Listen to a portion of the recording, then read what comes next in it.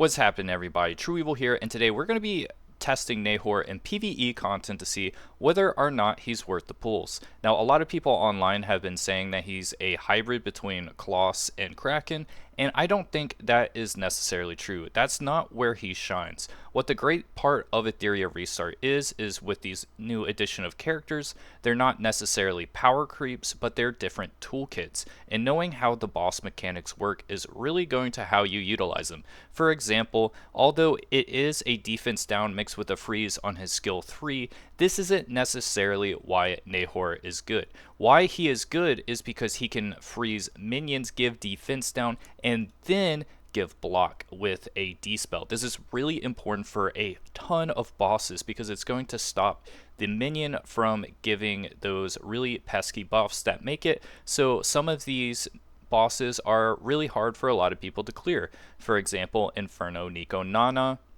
The minion gives attack up and speed up, and well, sure, you dispel it, but then they just put it back immediately after so that dispel doesn't go anywhere. So the block really is important on Nahor, and that's where he's going to shine. There's a whole lot of bosses that do similar aspects to that, like Aurora, and that's why we're going to test that PvE content and not just the Kloss Kraken hybrid, because I think that's rather silly, because even with a high lattice investment, I don't think he really replaces even SRs and things like Doki Doki. I think Kazuya with the 3-turn cooldown is just going to be infinitely better than a 4-turn cooldown CC, especially since Kazuya takes less damage and she has turn meter reduction. But the thing is what Nahor shines at isn't what Kazuya shines in, so that's why we're going to be testing today. For the build, we are going to be using Codex of Magic with Swift Rush, Bulwark, Swift Smite. We're going to be having a really high effect accuracy. We're going to try 3 pieces of effect accuracy, and if we do need a little bit more defense to survive the encounter, we're going to do 2 effect accuracy pieces plus a HP percent or defense percent piece. And we are going to be rocking Swift Smite because it's going to raise the effect accuracy even more, make our character even faster so he can act as quickly as possible. And we're going to use Bulwark just because some of the things where it's going to be really nice for him to shine, such as Shadowflame Hoyan, we do want him to freeze the minions first so that, well, they can't do their pesky counterattacks, inflict silence, because if Nahor gets silenced, he's pretty useless. So that is why we're going to do this, and I really like Codex on characters that aren't fully latticed because it makes it so you just use the skill 3 2 times and it's good to go. And of course, we're going to be rocking extremely high effect accuracy for those additional attacks, as well as speed and just general defense to make sure our character stays alive. So this is how I'm going to be running Nahor today, and I hope it works out really well. So while I level my Nahor up and we're about to get into the PvE content, I wanted to make a side note because I have been getting some rather rude comments on my YouTube lately that I don't know what I'm talking about, blah blah blah, and I actually had to delete one of the comments, which is a first for me, where someone was like, I didn't even watch the video, I just went to the shells and I knew he didn't know what he was talking about with Fushu. And well, I used Fushu for a very long time. I've played this game for about 15 hours since her release and only used Fushu in PvE and PvP content, and I really tested her out in every aspect of the game. And, you know, they said I don't know what I'm talking about because I have Supernova on her. I think this is the best shell by far, and I did 12 Wellspring, 8 Swift Rush, 6 Colossus Guard. I've pretty much done exactly what I said on my videos, and you know, I have the Swift Rush, I have Synergy because I can't reroll anything more because of the shell credits, and it works extremely well in PvP and PvE content. It clears everything in the game, and they're just saying I don't know what I'm talking about, and it's like, I have been rated in the top 100 of every aspect of this game except speed clears because my account is a bruiser account and I'm not going for hyper clears. So I find it rather insulting that you're saying I don't know what I'm talking about and that you should watch someone else, and then I clicked on that person. I'm not going to name any names, but I look at their profile and they haven't cleared half of the Inferno content, which at this point in the game, I find that just like I don't understand what's going on, and I really don't appreciate all these people trying to one guide me in the comments section because, I'm trying to make this community the best it can be. I'm really helping you guys try to clear everything and make it as fun as possible because I think that is the most important part about Etheria Restart is that we are a great positive community, and moving forward I really want to focus on positivity because it seems there's just a lot of negative aspects of game, mainly I think due to just like the resource management part, but this is a resource management game, so it's gonna feel pretty like low on resources all the time, especially in the first couple months. So it's just sort of how these games are built. So please don't be rude, and please do not send messages to my family members anymore. That is really uncalled for. So that's all I have to say about that. Let's move on to the testing. Now, for Inferno Niconana, the replacement unit that we're going to be using for testing is going to be Obel. Now, if you have Shadow Sonya, of course, you don't really need Nahor for this battle because you can just use the trifecta. But since we are going to be testing this for a general universal crowd, we're just going to assume that we do not have Shadow Sonya. So in that case, we're going to be testing Fangus, Obel, Lingluo, plus a filler unit, and then we're going to swap out Obel with a different unit, and we might even try Diding instead of the Fangus. Now, I do recommend a lot of people to build Fangus because I think he has a lot more practical application in the in-game farm modes than Diding, and well, Fangus built as a DPS can definitely clear almost everything that you need until you get to level 50. So I do think testing with Fangus is important, but since Diding is such a really popular unit, we will also test with him. So let's get on to the testing. Now let's see how Nahor works in the fight. Now we are going to be using Fangus to really see how it works.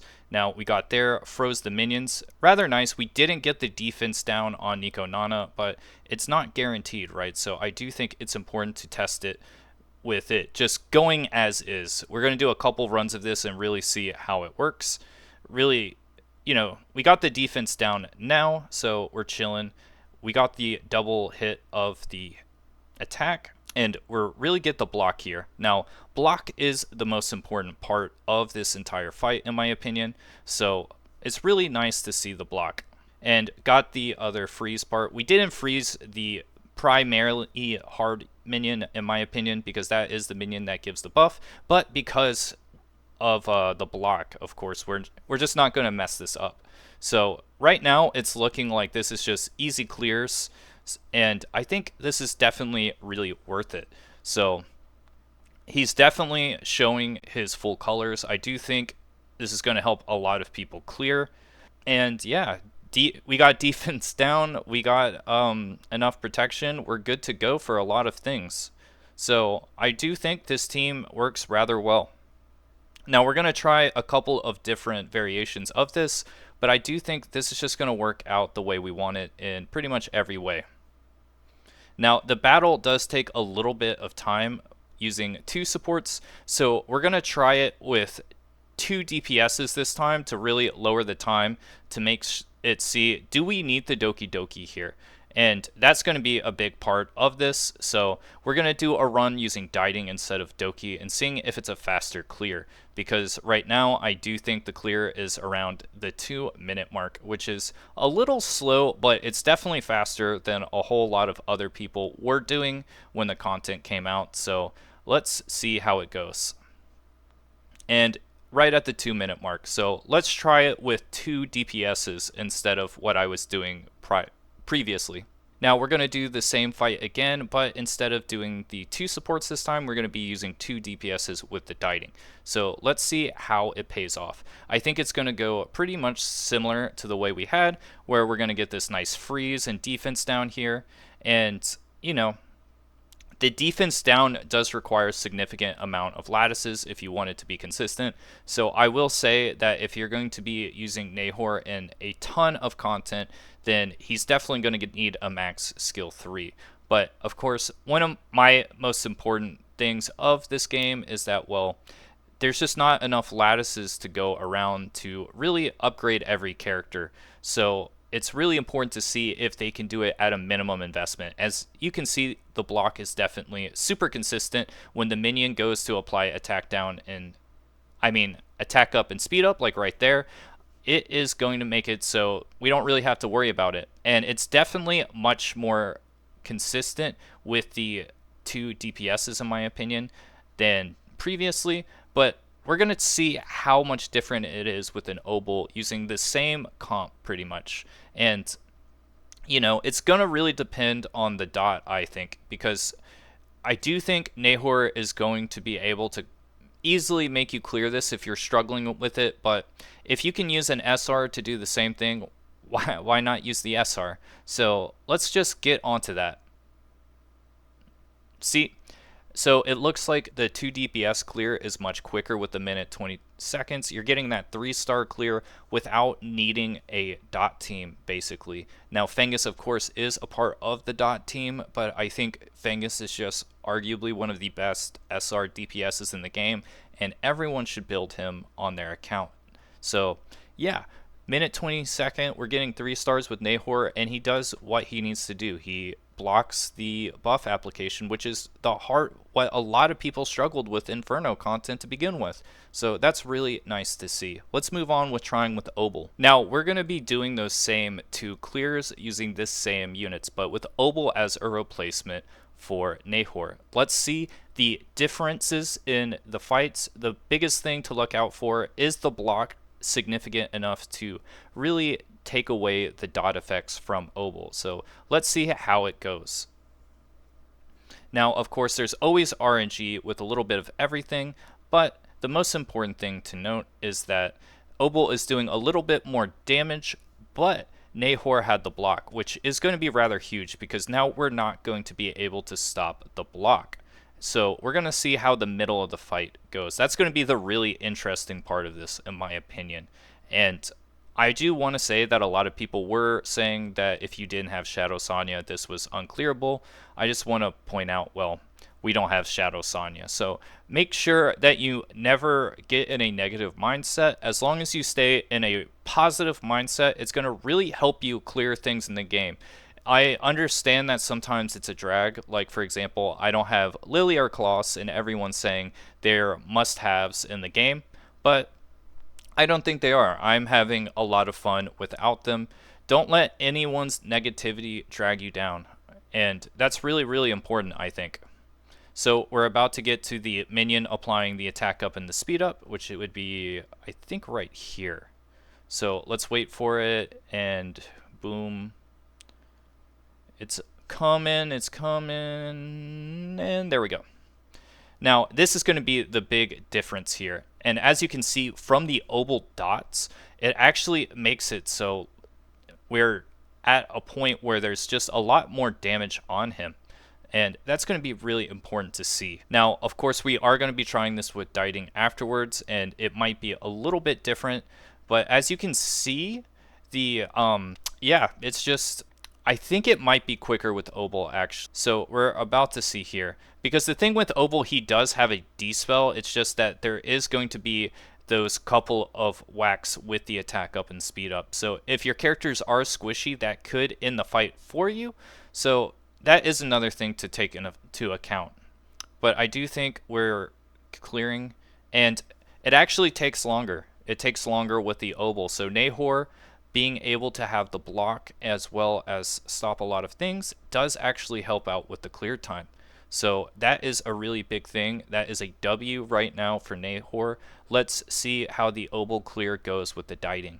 Now we're at the 2 DPS route with the Obel. Let's see if this makes it quicker. This is going to be probably the big one to look out for because, well, most people did build dieting. He was really hyped up for the community. So I do think if you're going to be having a team, this is definitely going to be the more universal team than the Doki Doki. I just think it's always important to use like your best support if you can and really test that because let's face it, if you have a Lily, you're using the Lily. If you have a Doki, you're using the Doki, and If you have a busted Chiako, then you're using the Chiako, right? Or Sukio for that matter.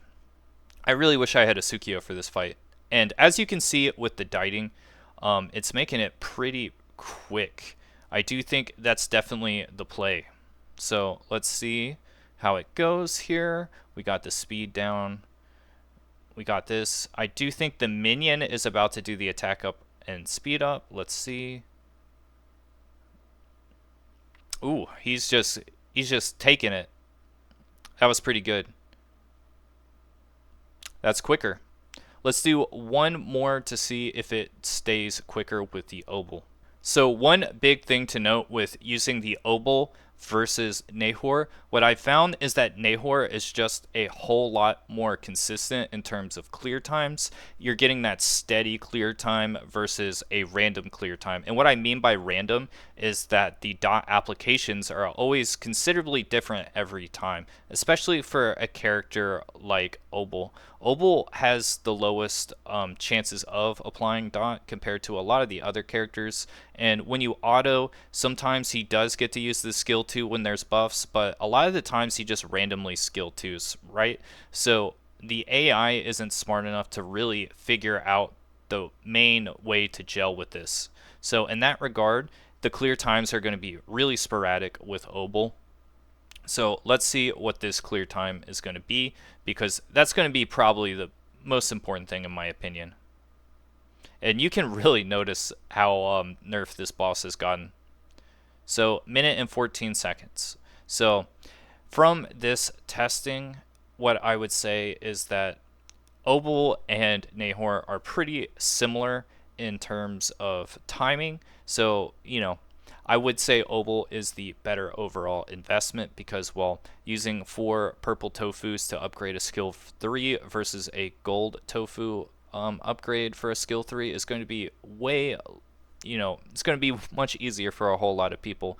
So in that regard, I do think Nahor is on equal playing field as Obel, but the thing is Obel is not going to be able to clear some of that in-game content that Nahor could be used in. For example, Aurora, which is going to be the next thing we cover here, because Aurora has been difficult for a lot of people. I've been seeing a lot of people struggle with it, and I think Nahor is going to be your answer for it. So let's go over there. Now, before we begin, it's really difficult to say which character it is to replace for Aurora, because I feel like the 5 slots are really hard for a lot of people to manage. And what I mean by that is because of the healing you need for Inferno, it's going to require a drastic amount. And for me to be able to pass that personally, what I have to do is a Mia plus a Lingluo with a Volguard and Gigabyte, so they're cycling and getting enough heals. And because of that, that means there's only 3 other characters that I can use for DPSs and support.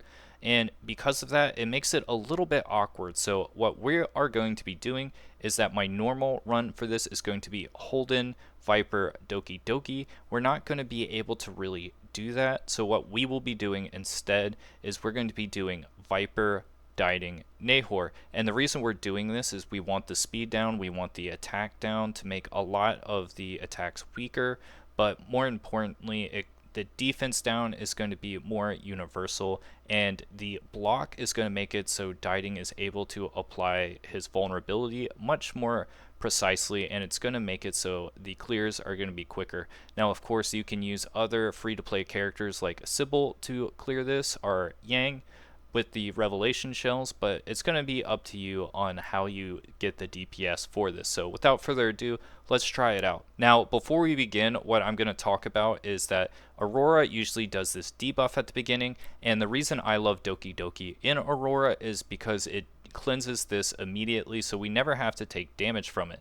But what we're going to be doing instead is relying on Ling Luo with the cleanse. And I would say that if you do have a maxed out skill 1 Ling Luo, it's going to make it so, well, the cleanse isn't going to be 100% necessary on the Doki Doki. So what we're going to be trying here is we're going to be doing this with Nahor and Doki Doki sort of at that switch support slot. And that's going to be really important because although they have way different characteristics, the thing is because you only truly have 3 slots for that 100% win rate, that, well, what else are you going to slot it out for? So without further ado, let's try the battle. Now what we're hoping here is a nice cleanse that gets rid of the debuff, which it does. And now let's see if we get this freeze off. Now we did get the defense down on the minions, but that doesn't really do much. Unfortunately, what I do think needs to happen is that the Viper goes before, so he can apply the debuff. Now, one thing I will also mention is that now we are going to get that round 3 of this, and hopefully we freeze the minions. Can the minions not be frozen? Is that what's happening here? No, I don't see anything that they can't be. Yeah, I don't see anything that says that they can't be. Okay, this is looking really bad. So I'm gonna restart this to see if maybe he just didn't hit his freeze. I don't think they made it so I can't hit the freeze, because I think that would be weird. No, it looks like they are immune to the freeze, actually. That's a little that's a little bit of a bummer, because when I read his kit, it seemed like he was good for this fight in particular. That's how I read it. But it seems like, well, he's not really getting that that use from his skill 3. And the thing is, it's because of it, it makes it so this is a little awkward here. And I think Codex might be the reason why. So we're going to try this again without Codex. So before we start the second run, this is what we're going to be using as our test application. We now have to switch from Bulwark Swift Smite to Ether Plague Strive on a Gigabyte because, well, that's just generally all I really have to offer him. I don't think that my Casio equipment is really going to be effective compared to what I have on my Obel. So let's just get in on it. So one thing we didn't check previously was it the other unit I substituted that made us fail that first time? So I was using Dieting instead of Holding. So let's just keep Holden in because we know Holden has that really consistent win rate, and it has a D-spell to make it so when we do apply the block, there's a higher chance of Aurora not having immunity, as well as keeping Viper in. And then if this doesn't work, we're going to try a Viper switch out, and if neither of those work, I'm just going to say, Nahor, don't use him for Aurora. It's a no-go. So without further ado, let's get in on it. Now, I hope it does work, though, because I invested the Shadow Prints and everything into him, put in that Prowess material. We don't want that to go to waste, so hopefully he's really strong. And I do think he will be strong in PvP for sure, because he just has a different niche than some other characters. And if you don't have, say, Mio on your account, Mio is a little bit harder to pull because it's a light dark unit, so it is nice to have an option like that. So now, because we don't have the Codex, we're going to be doing the skill 2 here, applying the block. Now, this is going to be the big part here. This is really going to be, are we getting that juice cooking? Because that means we're able to hit the turn meter back with the Holden. And after we win this, if we do win this, I'm going to go back with Dieting and see how big of a difference this is going to make.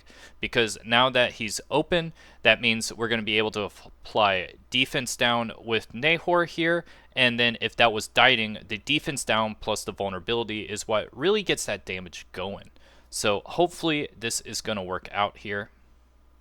And you know, this fight is going to take a while, so I don't really want to bore you, so I'm going to just skip it to the end of the fight. So I did have to restart it about halfway through because unfortunately, due to the cleanse from the character, if the block isn't on and getting rid of the speed down and everything else, it's just not as good as saying just having a lot of just getting rid, it's just better to have D-spell characters like Holden plus Viper, in my opinion, than the block. The block was really nice for a couple of turns and gives that really nice opening. So I think this is going to work more for like a Rosa team.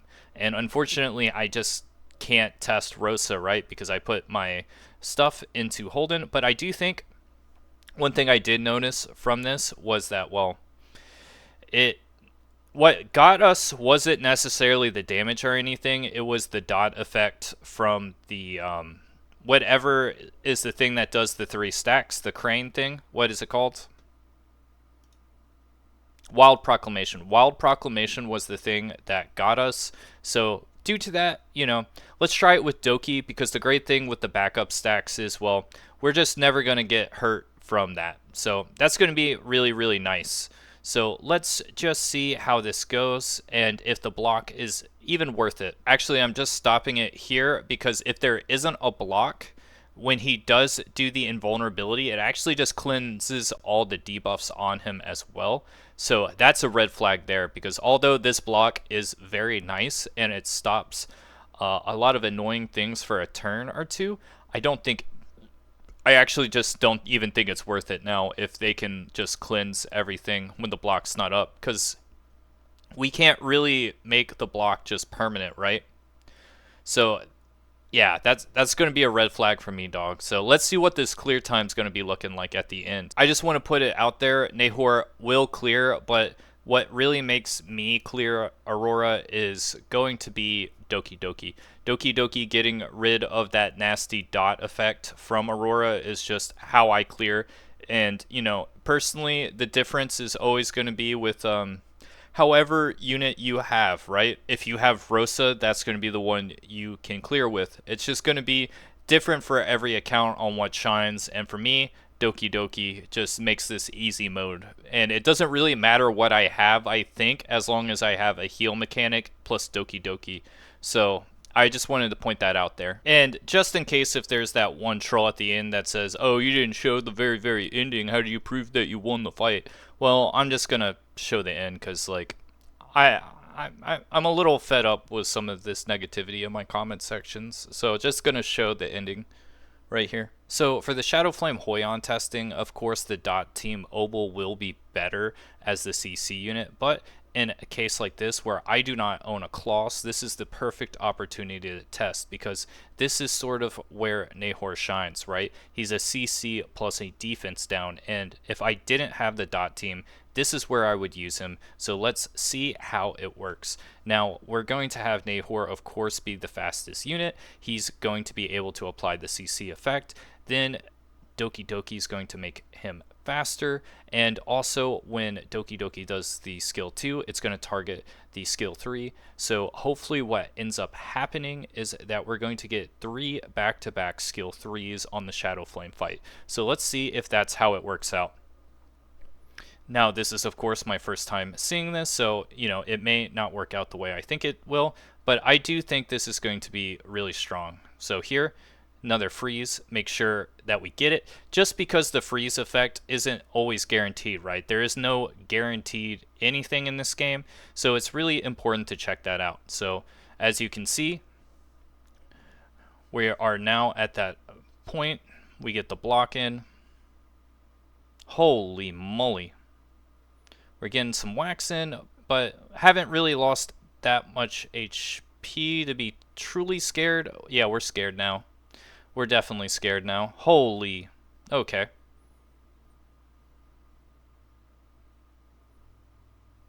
Wow. How do people beat this boss without Dot and Silence? I'm going to be honest. The only 2 ways I know how to do this is Silence, because Silence was what I used in the beta, and Dot just works. So, oh mama. Yeah, definitely don't recommend this. Now we're going to try this again without Doki Doki, because it might have been the Doki Doki actually that messes this up, in my opinion, because this boss is so strong, we have to have everything going at Hoyan, right? So I think Fangus with the follow-up attacks is just going to be enough, as well as the speed down. I do think the speed down is going to help this fight tremendously, so let's see the difference here with the testing. Of course, oh, that is one thing I didn't anticipate. Because of the auto attack, it didn't make this the primary target to begin with, and you have to set that on continuous play, right? So that might make it so we don't win. So if we have to reset, we're going to put that into mind. But I don't think that one missing dot is really going to change the outcome of the fight, right?